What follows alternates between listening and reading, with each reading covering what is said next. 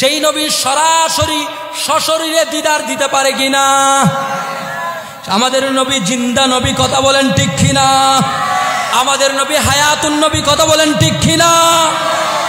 যেই নবী হাত মোবারক বের করতে পারে সেই নবী সরাসরি দিদার দিতে পারে। আমার নবী সরাসরি বের হয়ে আব্দুর রহমান জামিকে আমার নবী জলওয়া দিয়েছেন, দিদার দিয়েছেন, ৭০,০০০ জায়রিনকে দিয়েছেন। ওয়াহাবীরা এই কথা স্বীকার করেছে হযরতে আহমদ রাফাঈ রহমতুল্লাহ আলাইহিকেও আল্লাহর হাবিব এভাবে দিদার দিয়েছেন। উচ্চ আওয়াজে বলি সুবহানাল্লাহ।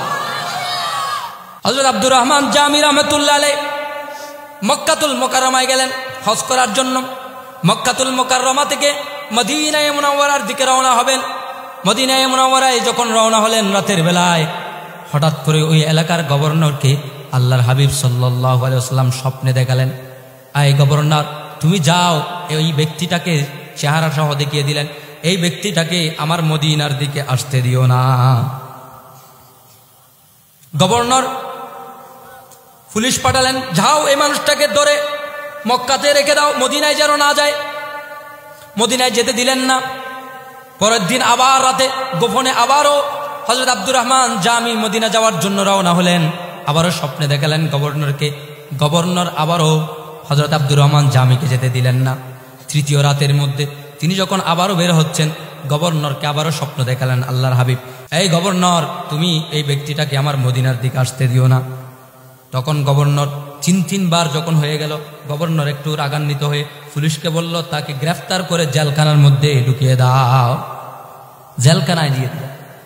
জেলখানায় যখন প্রবেশ করিয়ে দেওয়া হলো, জেলখানায় দিয়ে এসে গভর্নর আবার ঘুমালেন। আল্লাহর হাবিব হুজুর করিম সাল্লাল্লাহু আলাইহি ওয়াসাল্লাম স্বপ্নে দেখা দিলেন, এই গভর্নর, তুমি তাকে গ্রেফতার করেছে কেন? আমি তো তোমাকে গ্রেফতার করতে বলি নাই, শুধু মদিনায় আসতে নিষেধ করতে বলেছি, মদিনায় যেতে দিও না এমনটা বলেছি, তুমি তাকে গ্রেফতার করেছো কেন? গভর্নর বলে, ইয়া রাসূলুল্লাহ, এক রাতে আমি বাধা দিয়েছি, দ্বিতীয় রাতে বাধা দিলাম, তৃতীয় রাতেও বাধা দিলাম। যখন তৃতীয় রাতটা আসলো, আমি মনে করলাম আপনি রাসূলুল্লাহ তার উপর নারাজ হয়েছেন, এই কারণে তাকে যেতে দিচ্ছেন না, সেই কারণে আমি তাকে বন্দী করেছি।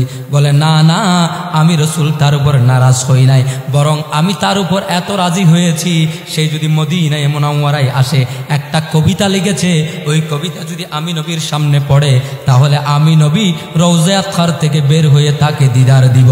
উচ্চ আওয়াজে বলি সুবহানাল্লাহ। আল্লাহ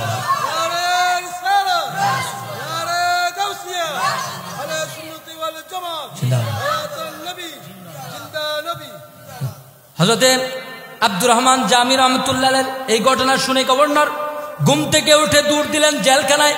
জেলখানায় গিয়ে বলে, আব্দুর রহমান জামি নাম সহ জেনে গেল, আব্দুর রহমান, তুমি মদিনায় যেও না, কিন্তু আমাকে তুমি তোমার লেখা কবিতাটা দাও, আমি আমার নবীর দরবারে কবিতাটা নিয়ে যাব আর নবীজির দিদার নিব। উচ্চ আওয়াজে বলি সুবহানাল্লাহ। হযরত আব্দুর রহমান জামি বলেন, না না, আমি এই কবিতা তো কোনো গভর্নরের জন্য লেখি নাই, কোনো বাদশার জন্য লেখি নাই, আমি এই কবিতা লিখেছি সৈয়দুল আম্বিয়া, সৈয়দুল মুরসালিন, সৈয়দুল আকওয়াল হুজুর আকরাম সাল্লাল্লাহু আলাইহি ওয়াসাল্লামের জন্য। সুতরাং আমি এই কবিতা আল্লাহর নবীকে ছাড়া আর কাউকে দিতে পারি না। হযরত আব্দুর রহমান জামিকে তখন তিনি বললেন, চলো তাহলে তুমি সহ আমার সাথে চলো।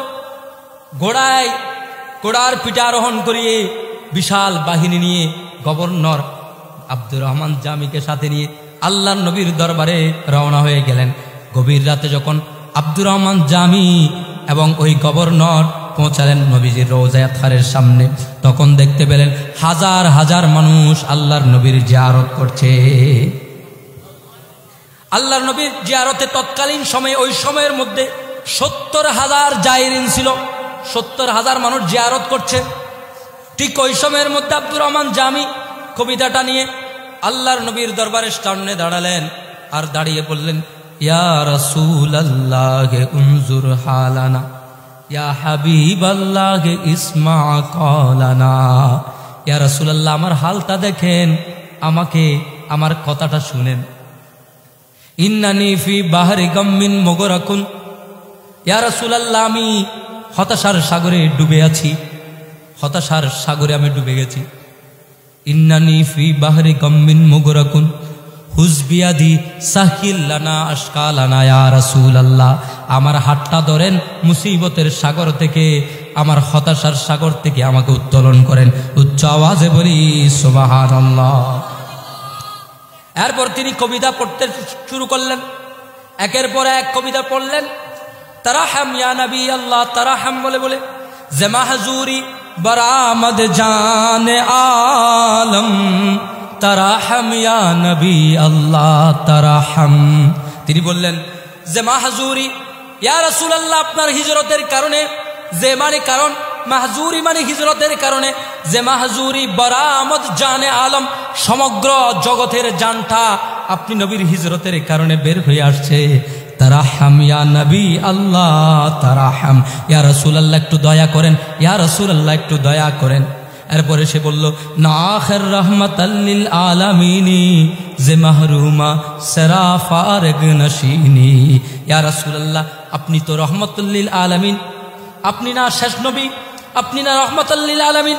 আমি আপনার মাজারে পাকে এসেছি, আমি আপনার দুয়ারে দাঁড়ালাম, আপনি রহমাতুল লিল আলামিন হয়ে আমি জামিকে কেমনে দিদার না দিয়ে, জিয়ারত না দিয়ে আপনি রসুল সেখানে বসে থাকতে পারেন? মাজারে পাকে কেমনে বসে থাকতে পারেন? ইয়া রাসূলুল্লাহ, আমাকে একটু দিদার দেন। উচ্চ আওয়াজে বলি সুবহানাল্লাহ। আব্দুর রহমান জামি একের পর এক কবিতা পড়তে পড়তে পড়তে হঠাৎ করে এমন এক অবস্থা হলো, ওয়াহাবিরা স্বীকার করছে আমরা নয়, শুধু ওয়াহাবি মাদ্রাসার কিতাবওয়ালা লিখছে, ওই ওয়াহাবি মাদ্রাসার কিতাবে ওয়াহাবিরা নিজেরা স্বীকার করছে। তারা বলছে আল্লাহর হাবিব হুজুর আকরাম সাল্লাল্লাহু আলাইহি ওয়াসাল্লাম রওজায়ে আতহার থেকে হাত মোবারকটা বের করে দিলেন, আর আব্দুর রহমান জামি আল্লাহর নবীর হাত মোবারকে চুম্বন করলেন। শুধু আব্দুর রহমান জামি নয়, ৭০,০০০ জিয়ারতকারী সবাই আল্লাহর নবীর হাত মোবারকে চুম্বন দিলেন। উচ্চ আওয়াজ বলি সুবহানাল্লাহ। এটা কারা স্বীকার করেছে? আমরা না, এরা। তো আমাদের কিতাবে কি আছে? আমাদের কিতাবে আর একটু বাড়তি আছে। আমাদের কিতাবে শুধু এইটুকু নয়, যে নবী রওজা আতহার থেকে হাত মোবারক বের করতে পারে, সেই নবী সরাসরি সশরীরে দিদার দিতে পারে কিনা? আমাদের নবী জিন্দা নবী, কথা বলেন ঠিক কিনা? আমাদের নবী হায়াতুন নবী, কথা বলেন ঠিক কিনা? যেই নবী হাত মোবারক বের করতে পারে, সেই নবী সরাসরি দিতে পারে। আমার নবী সরাসরি বের হয়ে আব্দুর রহমান জামিকে আমার নবী জলওয়া দিয়েছেন, দিদার দিয়েছেন, ৭০,০০০ জায়রিনকে দিয়েছেন। ওয়াহাবিরা এই কথা স্বীকার করেছে, হযরতে আহমদ রাফাঈ রহমাতুল্লাহ আলাইহিকেও আল্লাহর হাবিব এভাবে দিদার দিয়েছেন। উচ্চ আওয়াজে বলি সুবহানাল্লাহ।